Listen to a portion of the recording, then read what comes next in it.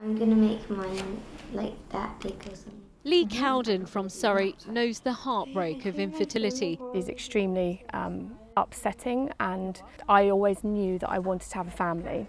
At times you do feel like a failure, that you cannot achieve this thing that so many other people can achieve quite easily. After IVF more than a decade ago, she had Molly, who is now 11. But during her second IVF cycle, she developed severe complications. I went to bed on the Sunday night and woke up about midnight and couldn't breathe, and I was having a massive heart attack. Lee's heart attack was caused by a condition called ovarian hyperstimulation, linked to IVF drugs. Lee has long-term heart damage and has to take daily medication.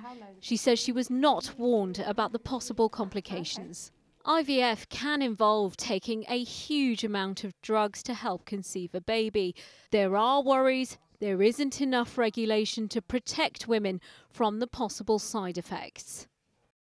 What some medical professionals really want is more scrutiny, better recording and better transparency of those complications to better protect women's health.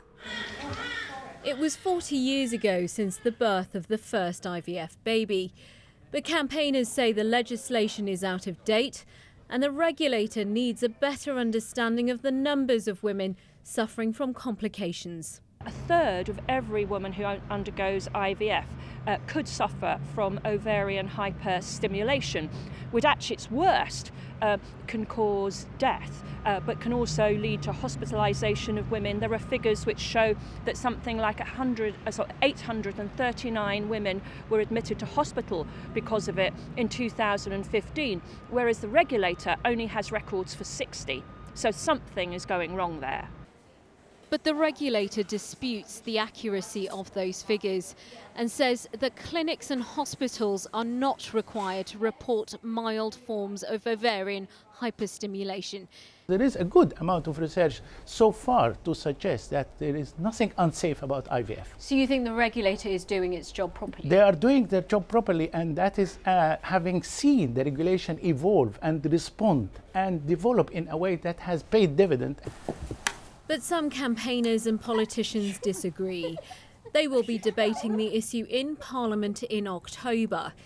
In the meantime, some women, like Lee, feel they are being put at unacceptable risk in the hope they will have their miracle baby.